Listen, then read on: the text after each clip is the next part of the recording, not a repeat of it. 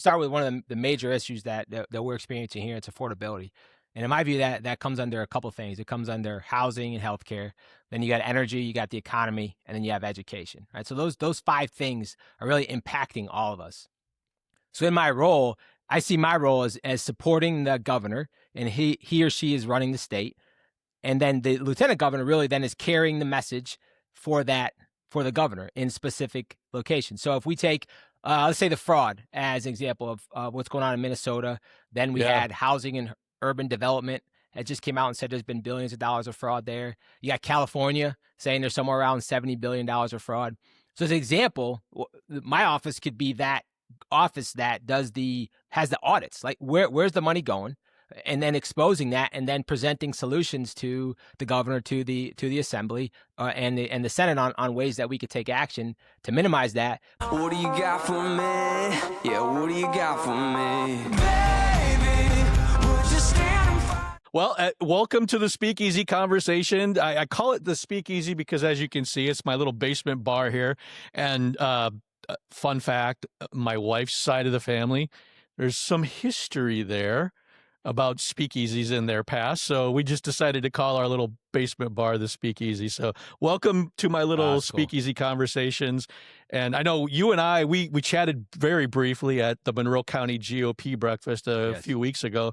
So yeah, just introduce yourself, tell my audience a little bit about yourself, and ultimately, like, your origin story. What led you into this life of service and now running for lieutenant governor? Sure. No, I appreciate it again. Thank you for having me on. Yeah, and that was a fantastic breakfast that we had. They do a great job up there in Monroe County. So a little bit about my background. So I joined the Army shortly after 9/11, specifically to become a Green Beret, earn the long tab, and take the fight to the enemy overseas. 9/11 was impactful for me. I was a senior in college at the time. So I spent a little over a decade doing that. It was the honor of a lifetime to serve with so many fantastic people. And then after I got out, middle of 2014, I moved into the security world. I had a small business with a couple other partners. We did physical security, cybersecurity. We also ran training courses. And then my son was born in 2016, and that was a life changer for me. And his birth and becoming a father, really, I started looking towards the future more. Yeah. And I think that happens to so many moms and dads. It's like a switch just flips in your head, right? Yes, yes. And totally looking at the world very much in a different way.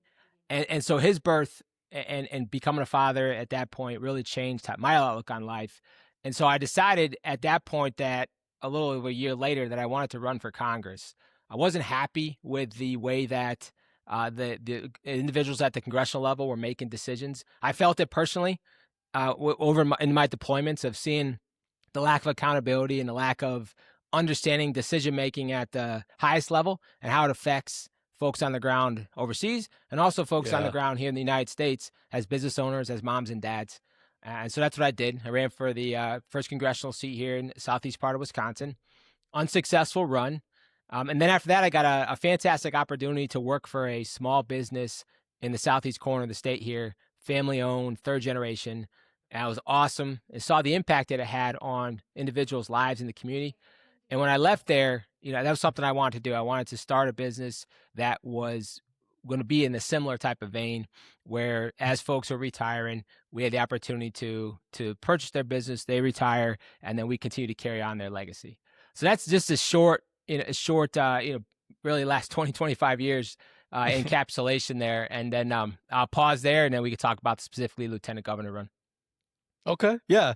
You mentioned serving in the Green Berets, and God bless you. Thank you for serving in that Thank you. capacity. And what level, like how many months of training you go through before you end up getting deployed? That's a great question. So the pipeline on average is about 2 years from the time that you start selection all the way up till you finish, you earn your tab and you get orders to group. It will flex a little bit depending on the specific skill. So for example, I was assigned communications. So my specific communications training was 6 months. Some guys that got assigned to become medics, the 18 Delta, the specific, their training is a year at a minimum. So their pipeline tends to go 2.5 years on average. And then some guys, if they go to weapons, their pipeline's a little bit shorter. So on average, it's about 2 years from the time that you start till the time that you finish. Wow, interesting. So communications then, I'm a ham radio guy. Is that the kind of stuff you were working with? Not specifically the ham radio. So when I first started, we did have some HF, we did have some different types of radio, and we were transitioning into a lot of satellite. And then as my time wound down, then it was more computer based, it was more over the internet, and then it's just advanced since then. So we did a little bit of radio. We didn't do any Morse code. I was one of the first courses after that they took Morse code out of the Echo course, which is what the communications course is called in the SF community. So we did a lot of computer satellites. We did a lot of HF. Then we started working some computers. That's awesome. Yeah, it was, man, when I got my ham radio license, it was after they took out the Morse code requirement. So I've never learned it. It's something that I want to learn someday, but I never have learned it yet.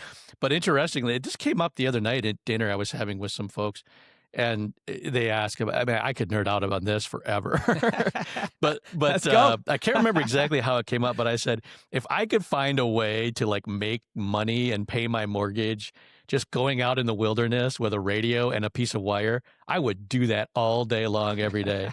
It's so fun to just throw a piece of wire in a tree, hook it up to a radio. And I mean, you could talk all across the world with that kind of stuff in HF. It's amazing. You shoot those shots off of the atmosphere and it bounces all over the place. It's amazing. And it doesn't need a whole lot of power either, right? Like you say, you don't need very much. 10 watts. You angle that antenna right, you make the right antenna, and you could talk other side of the world. Yeah. Well, and I don't want to get too sciencey about it, but nerding out for my audience. But you know what? My audience knows what a nerd I am. I'm such a major nerd. I'm probably ready for a promotion to colonel at this point.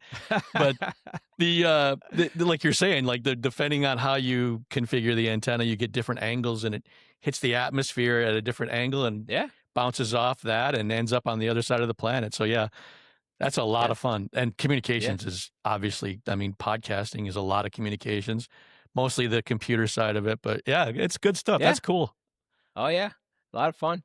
A lot of climbing trees, a lot of taking the rock and throwing it up over the top and trying to tie it down and make combo shots. Yeah. Yeah, just get that right branch, at the right height. All that kind of stuff is always fun. Yes. But you were saying like satellite stuff. That's something I've never gotten into, but there's a lot of amateur radio people who are playing with some of the amateur radio satellites that are out there. There are various satellites that act as repeaters on the 2-meter band of radio frequencies. So more on VHF, but yeah, there's so many cool things we can do in amateur radio these days. And ultimately I got into that because of the emergency, emergency communications aspect of it. Because to your point about 9/11, one of the things that really impacted me was that's the stories about how cell towers were so overwhelmed that nobody could make a phone call. Text messages barely got out. No phone calls were going through because they were just all so jammed up. And that's what really inspired me to start seeking out, ham radio as a way to always be able to communicate, even if the cell towers go down. That's so smart. We're so reliant now on GPS and a variety of satellites and cellular towers. And what did Verizon, didn't we just lose? I'm not a Verizon guy. Didn't we just lose Verizon a couple days ago? And the cell phone tower the network went down and nobody can make calls. And there's so much of our life is tied to that. It's amazing. Yeah. Well, and it is interesting too. I mean, I've been in the IT world now for, this year's 30 years in an IT career. Software engineering and all that kind of stuff. And so, I mean, we are very reliant on computer systems and, like you're saying, satellite systems, GPS. And how many people would forget where they live if they didn't have their GPS to help them get home? I know. We've forgotten how to use maps. I mean, we've even telephones. I could still tell you my telephone growing up, but my best friends now, I couldn't tell you their cell phone number. You could type into the iPhone, right? That's right. Actually, that is an interesting thing that a lot of people have talked about, the reliance on technology, and I guess the idea that we kind of offload it from our brain and we get a little bit apathetic. We're no longer memorizing these things like we used to. Right. We just rely on that technology to have it ready for us. And if it's not, we get ourselves into a lot of trouble. Yeah, we do. Yes, we do. But we are here to talk about we do. you running for lieutenant governor. So, Mr. Nick Polce, here's the typical job interview question, right? Yes. So Yes. thinking about what does the state of Wisconsin look like in the year that you are lieutenant governor? How do you define the role, and how are you helping Wisconsin in that role? That's a great question. So I define the role of lieutenant governor as one of an advocate. And that person that is able to carry a message.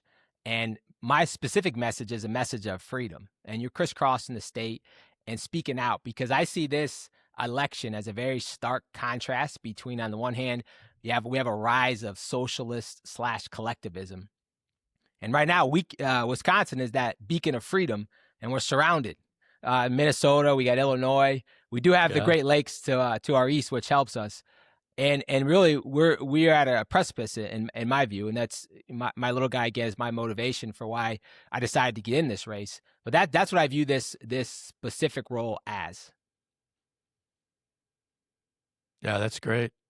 So then, like, on a day-to-day kind of basis, how do you define the role? Like, what are the things that you're doing day to day to try to promote these ideas? Sure. Well, a couple things. So it's affordability. If we start with one of the major issues that we're experiencing here, it's affordability. And in my view, that comes under a couple things. It comes under housing and healthcare. Then you got energy, you got the economy, and then you have education. Right. So those 5 things are really impacting all of us. So in my role, I see my role as supporting the governor, and he or she is running the state. And then the lieutenant governor really then is carrying the message for the governor in specific locations. So if we take, let's say, the fraud as an example of what's going on in Minnesota, then we had housing and urban development. It just came out and said there's been billions of dollars of fraud there. You got California saying there's somewhere around $70 billion of fraud. So as an example, my office could be that office that has the audits, like where's the money going, and then exposing that, and then presenting solutions to the governor, to the assembly, and the Senate on ways that we could take action to minimize that. But also, because there's always a fight between, let's take school funding, right? Everybody wants great schools. Well, a lot of the refrain is we got to keep spending more and more money. We hear that a lot on the left, right? Keep spending more and more money. We have no idea where that money's going. I'm willing to bet if we audit, we'll find a lot of additional dollars that's there. That shouldn't be going to certain locations, right? And then we can recycle it and return it back into, before we spend any more money increasing anything, let's figure out where that money's going first. No, I love that idea, and I've had that conversation with both Josh Schoeman and Tom Tiffany. The idea about, I love that you're bringing up affordability, because this is the other A word that a lot of people need to start talking about too. And like I said, Josh Schoeman and Tom Tiffany both agree, accountability. So to your point, we give a lot of money to these schools. What are we getting for it? What are we getting for that investment? I think you're 100% right. We got to make sure that these schools are actually improving in their test scores. They're improving in education. It seems so frequently now that we are just pouring all this money, and the test scores keep going down. We have got to start holding people accountable. If you want, and maybe there are conditions tied to the money. You know, we'll give you 50% of the funding, and we'll withhold the other 50% if you hit these certain benchmarks, or something to that effect would be awesome. Sure. Because then you're earning the money. You're not just getting it. You're not just sucking it out of the economy. You actually have to earn it. Sure. I think those are fantastic ideas. One of the things I would talk about a lot and continue to talk about is the incentive model. I think the incentive model is broken on, I just brought up schools as an example because everybody wants great schools, whether you go to public, whether you go to private, whether you go to charter, whatever. It's just with the money, how do we allocate the money so that we're getting those great schools and we're being accountable for where the dollars are going? So I see the incentive model, a government, whether it's at the federal or the state level, having to change. Meaning, when you have a government program, the incentive is to spend all the money, because At the end of the year, you then go back to, say in Wisconsin, you go back to the legislature and say, hey, I spent my whatever budget. I need more money. There is less incentive to be frugal or to act like, families do and try to keep money in the bank, because you go back to the legislature and say, hey, I spent 20% less than you gave me. Or the legislature says, fantastic. Okay, you don't need that. So we're going to take your 20% and we're going to give it to somebody else who spent all their money. So that, to me, that model has to change. We have to change that incentive model across any type of spending at the state or the federal government level. Yeah, I love that idea. I think that makes a lot of sense. And I know a lot of people talk about the idea of treating government the same way that like private sector runs a business. To some extent, you can take some of the ideas in there, but it's not the same thing. But what you just said makes me wonder if there might be some way of doing an incentive program that says, if you say, because like in private sector organizations that I've worked for, if you save a certain amount of money for the company, they can roll that into an algorithm to give you a bonus based on how much you can save for the company. So if we're sending, let's just say we dump $2 million into a program, and the people are so frugal with it that they accomplish all of their goals by only spending $1 million of it, maybe there's a percentage of the $1 million that was saved that can be rolled into an incentive package as a bonus for the people who did save the taxpayers that much money. Yes. Just off the top of my head, I'm thinking about something like that. Like you said, an incentive program. That makes a lot of sense. I think it's about looking at the government differently. And I think to going in and not just continuing to do the same thing over and over again or nibbling around the edges. I think we actually have to look at the way the government operates much differently and take action on changing incentives. I don't think you can change much until you change the incentives. Yeah, that's a good point. And I really like what you said too, the idea of having the lieutenant government. Wow, words are hard. Having the lieutenant governor's office act as sort of the audit agency for the governor. That way you can dive into the details and maybe as lieutenant, I don't know, how does that work as lieutenant governor? You probably have a whole staff that you get to hire. Maybe you hire a series of accountants or something that can assist you with the kind of auditing that would really be impactful. I think there's a lot of ways to do it because constitutionally in this state, there's very few outlined specific roles for lieutenant governor. Basically, something happens to the governor, you become governor, or if the governor leaves the state, he or she can assign you as temporary governor, as an example. And then short of that, being in charge of the Senate, there's nothing else outlined in the Constitution. So I would see this role as, like I talked earlier about being an advocate, of being a much more robust in supporting the governor. The governor has to lead.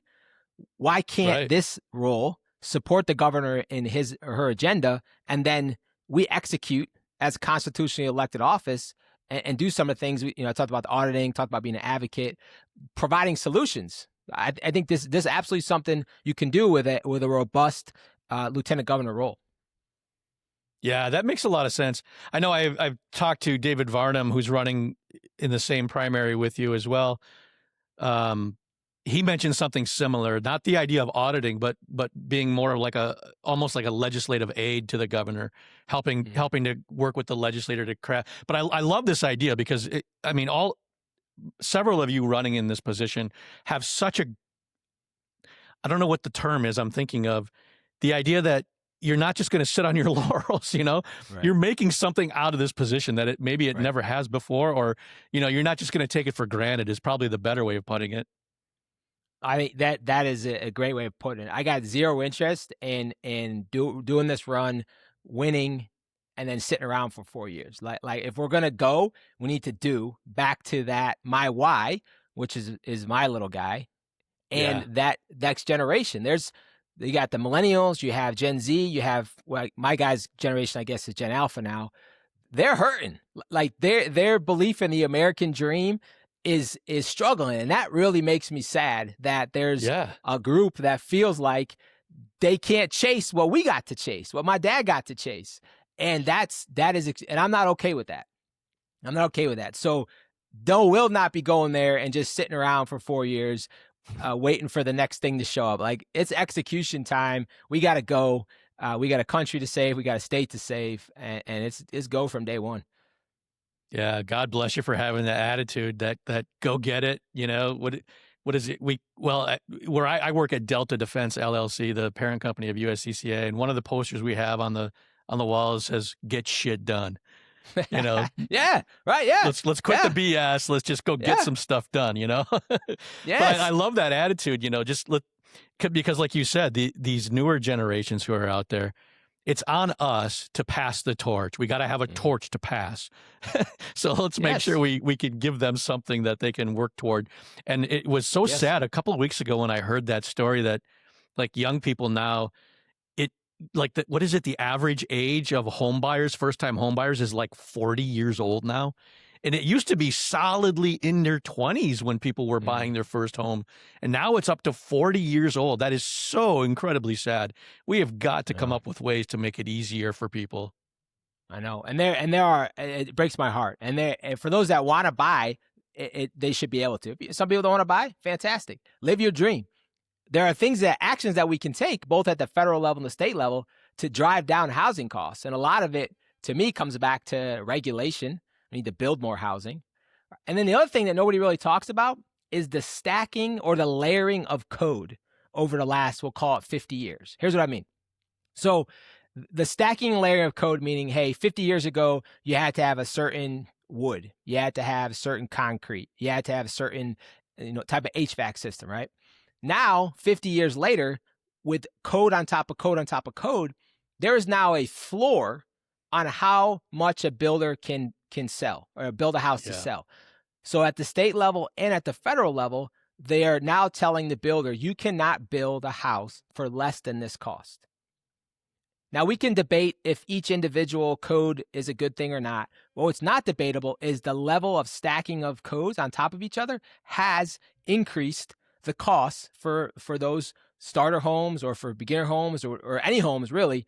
And that's a problem. And that is an area that we can absolutely address at the state level here on identifying those regulations, which are useless, which maybe we don't need, so that Yeah, we the can allow our. redundancy, just get that out of the Yes. way. Yes. Allow our builders to build. Allow them to offer a product for someone that wants to buy it. Government shouldn't come in and say, hey, you can't offer that product. No, we're not letting you do that. Yeah, that's a great idea. Well, and it reminds me too, I'm also a candidate for county board, and one of the things that everybody is talking about in my neighborhood here is property taxes. They keep going Yes. up and up and up. There must be a way for the state and the counties to work together and come up with a different system to make it more affordable because a couple of the folks I was talking to as I was getting nomination signatures, they're older folks who worked their entire lives to pay off their house, but they're never paid off because the taxes are due every year.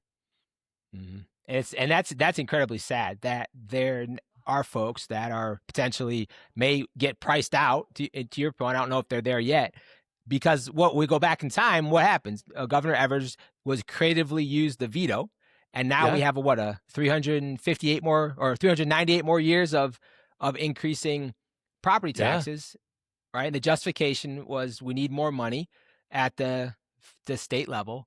And back to my point is to do what? We don't even know where the money's going now. So before we raise that, we should be stopping, cutting property taxes, and then let's run the audits. Where's the money going? Because we're going to find it. We're seeing it everywhere we run an audit that President Trump does with his team at the federal level. We're seeing all this excess cash that people, there was fraud there, or, the money leaked out there. No, that is a really good point, and I've heard several people talking about that same thing. Now that all of this stuff is coming to light in the state of Minnesota, the amount of waste, fraud, and abuse I think Senator Johnson put it recently, it was made to be that way. It was systematically created to be that way. And to your point, I mean, we're only at the tip of the iceberg on some of these things. There hasn't really been a deep dive into Wisconsin's state coffers to see if there's anything like that going on here. And I think you're right. I think we got to do a little bit of an audit to see what's happening here. How do we tighten it up, make it run smoother, make it run so that the money is actually going to the people who need it, not people who just want to defraud the taxpayers. Yes. And there's a fairness too, a fairness of and Good point. transparency. fairness of, if I have a son or you have kids, or the neighbors have kids, why is it fair for that money to get taken and out of us? An example, you brought up Minnesota, usually Wisconsin. Why is it okay and fair to take from our kids and send, whether it's send overseas or go to waste, fraud, and abuse? That's not fair at all. We have people No, good hurting point. here, Wisconsinites hurting, Minnesotans hurting, but we're talking about the state, and that money should stay here and focus. And the only way, I keep coming back to it because we talked about accountability at the beginning, is to find out where the money's going. And government of itself, we talked about incentives. Its incentives is to just spend it without accountability, without knowing where it's going. That's how Yep. government generally is set up, and that's a thing that we have to change. It's not fair. Yeah, no, you're right on about that. I think that's going to be an ongoing conversation throughout the year, throughout this campaign, because I know I'm going to keep bringing it up. Accountability has got to be discussed, and to your point, like these systems are generated in a way and crafted in a way that they kind of get on an autopilot. It's time to turn off the autopilot, go back in and take another hard look at, are they really doing what they were intended to do? If not, let's tune them or scrap them. There's got to be some accountability, because to the other point that the Democrats keep making, affordability really is a thing, but in a very different way than they talk about it. We cannot afford the levels of government being involved in every aspect of our lives anymore. We need to be able to take care of ourselves and our communities without the government, taking so much out of our property taxes, so much out of our income taxes. Just let us take care of ourselves. I just get back to that accountability. I'm accountable for myself, my family, my neighbors, my community. Let the government stick to the roads, infrastructure, and public safety. Yes, do less with less, right? That's what we at Yes. the state level, right? Yeah, keep it at the local level, because we know best how to spend our money, whether it's our families, local community. We best know how to spend our money. And you brought up affordability again. It's everywhere I talk, it's the same thing over and over again. Here's another thing, energy as an example. So Wisconsin, right? We have back to mandates. I talked about some mandates related to code. Governor Doyle signed renewable energy mandates, 2009-ish. Which stated, hey, you got to have about 10% of your energy from renewables. And then Governor Evers accelerated that. And so what is the result of some of those mandates? Well, we started shutting down coal power plants, right? So we cut our supply of energy, because most of our energy here in Wisconsin comes from coal or from natural gas. So by artificially closing our power plants too soon or unnecessarily, we've automatically driven down the supply of energy, which is part of the reason why our cost of energy is going up. Then on top of that, you tell people you have to use a certain amount of solar or wind, which again, if you want to use solar and wind, fantastic. It shouldn't be mandated. That's the problem with mandate, because now government's setting a floor, meaning the energy companies can't make energy cheaper. Here we are again. So what is the second highest in the Midwest with energy? Another affordability issue. That's a government-created problem. Yeah, that's a good point. When the government creates those problems by mandating something, there's usually it's basically the idea of them picking the winners and losers in the industries. And so if they were to just get out of it and see where the market goes, I mean, my guess, I'm just guessing here, 30 years of being in IT and all of the high tech stuff that we have, and seeing what's happening around the world with some of these modular nuclear reactors and very clean and safe systems that other nations are able to build because they don't have the level of regulation that we have. I'll bet you anything the market would say, put a nuclear power plant in almost every community. Sure. And it's a lot less cost. It's smaller. Like we have, 50 years ago, we had the 3 Mile Island incident. Yep. There was some movies created that were trying to demonize nuclear energy, right? We created this fear around, and maybe some of it rightfully so, but there was a fear created around nuclear energy. 50 plus years later, the market's adapted. Like you said, it's not the same type of massive smokestack. These they're just very different. Yes. And that's one of the best ways to generate energy now. It's everybody that likes clean. It's clean. It can be very cheap. Super clean. Yes. Yep. Yes. Yes, Yeah, I'm I with you. have to. I'm with you on that one. We'll make it a little bit light here. The idea. I was in the 1980s. I was in high school, and I am so disappointed. Here we are in 2026, and I still don't have a Mr. Fusion in my DeLorean. I want that little Mr. Fusion running my own house, running Yes. you could probably run a whole neighborhood off that thing. I mean, Yes. obviously it was, I'm having a little fun with it. But that concept, Yes. we're all from the 80s. We were seeing Right. these things like, man, maybe someday we'll have a small little nuclear power plant that can operate our house. I know the technology is there. It's probably just Yes. the cost and the regulations are in the way. Regulations is the big one, right? How long does it take to get a permit approved? Years and years and years. And I If think at all. Yeah, right. Because then you get in lawsuit after lawsuit after lawsuit. Yes, I think the president's working hard on that to get that shrunk down. But that's a big holdup is those regulations and the lawsuits. Yeah. Yeah, man. Well, good stuff. Well, I know I've taken up quite a bit of your time here today. Is there what's the best way for my audience to get a hold of you if they want to learn more about your campaign for lieutenant governor? Sure. No, great question. So we have website, nicholaspolce.com. And then we have our Facebook page, Nick Polce for Lieutenant Governor. And our X account is at Nick Polce WI. Awesome. Well, thank you so much for your time tonight.